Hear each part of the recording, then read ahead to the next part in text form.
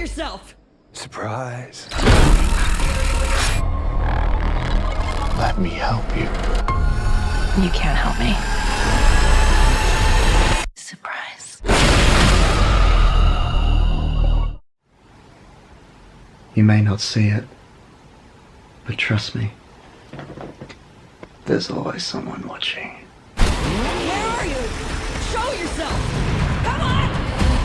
Do it! There you are. How's it going, ladies and gentlemen? Aw, damn it. Hold on. There we go.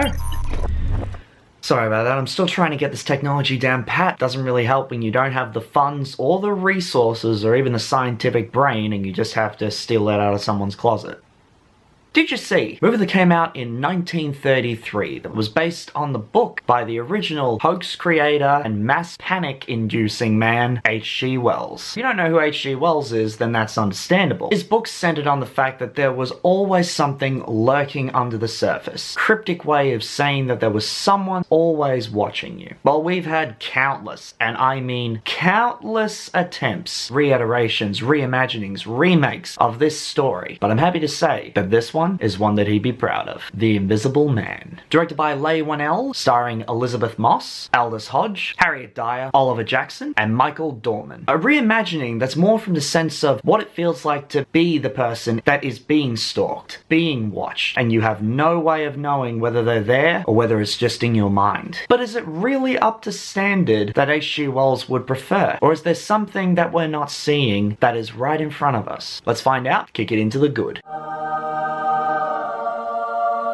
The movie is tense. It is the very definition of tense. It's a nail-biter that keeps you thinking, has you watching closely, never stops holding your attention, and your heart is in your throat for about 90% of it. Emphasis on the nail-biter. The amount of times that I was on the edge of my seat and nothing was happening on screen was the best part of it. Don't know that what you're seeing is real or whether something else that's going on. Less is more. That the scariest thing is something that you're not seeing. Hands down, the best opening to a movie I've ever seen. So many genre changes, an all-round universal experience. That is genre bending, starting off as a light drama, quickly builds into mystery, slowly, methodically develops into a sense of urgency. With thrills, chills, it just explodes into this action, octane, insanity. It's just impossible to describe. It's methodical in the way that it delivers it, and is perfectly paced as it does it. Every actor does a brilliant job in this, but Elisabeth Moss, well, she should take a friggin' bow. The way that she shows herself, the traumatizing way that she plays her character, it's not in the sense that you would think. Someone who's screaming or shaking or just losing their mind. She hones in her emotion through her facial features. Instead of verbal gestures that you would see in a typical slasher. Looks tired. Half the time it looked like she came onto set without any makeup done to her. It made it feel very real and creepy as hell. The CGI is also very good as well. And we've seen that Leigh Whannell can do a lot on a small budget. But he really did show a great deal in this, that I think he started to pick up a few things. Something new that is pretty good for a 2020 film. Still very modern in the sense that this is the world that we're leading to. Cameras are everywhere. There's always someone watching you. There's no way of doing anything that doesn't have you off the radar. Through Google, Amazon, Facebook, hop onto eBay to look for one thing, and the next thing you know, you've got 4 ads popping up for something that you were looking at for 20 seconds. Cinematography is fantastic as well. His camera pans, slow zooms, ways of showing different scenes is done in a brilliant way. The slow pans, probably the best. Got the camera slowly moving to one side, just capturing an empty room. You think, okay, why is he doing that? But if you look closely, you have this feeling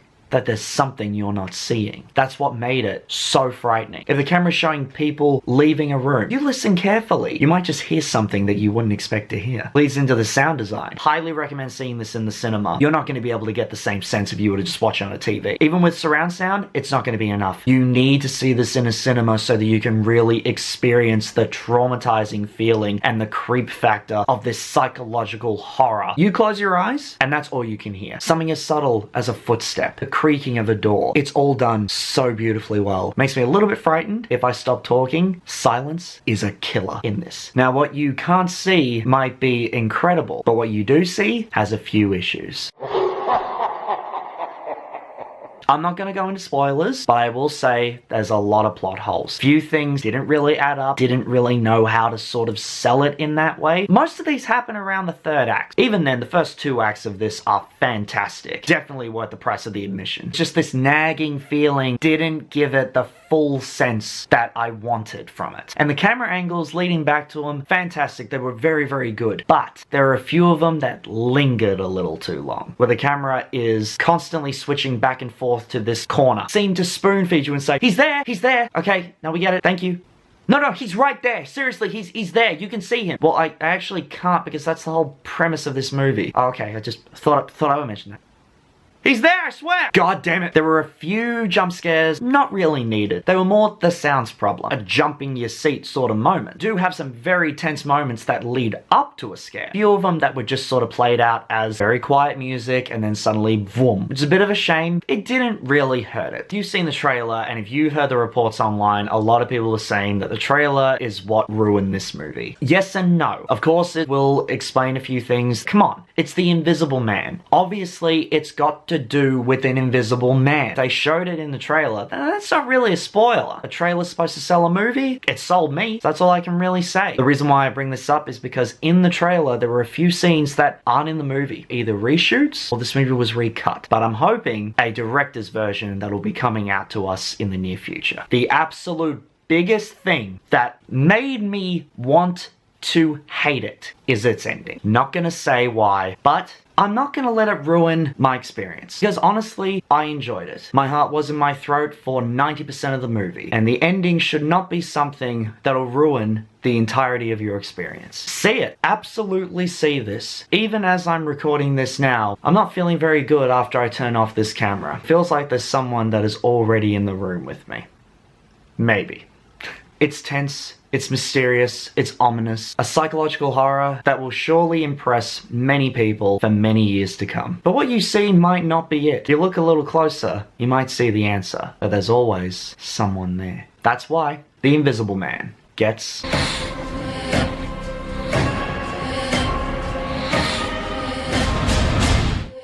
Now, I always like to end my reviews with a quote from the film, and my favorite quote was, "Someone sitting in that chair." You know it when you see it. But that being said, did you see it? Will you see it? And if so, let me know in the comments. Until then, I've been DJ. And always remember, did you see it? I like how the emphasis on the fact that in my actual title it's "Did you see it?" but you can't really see anything. So it's interesting for me to say that anyway. All of the meta humor aside, oh, it's a really good movie. You should absolutely go and see it. I better go return this bloody suit because clearly it's not doing what I want it to. But I'll see you guys next time. He was definitely right about one thing. There's always someone watching.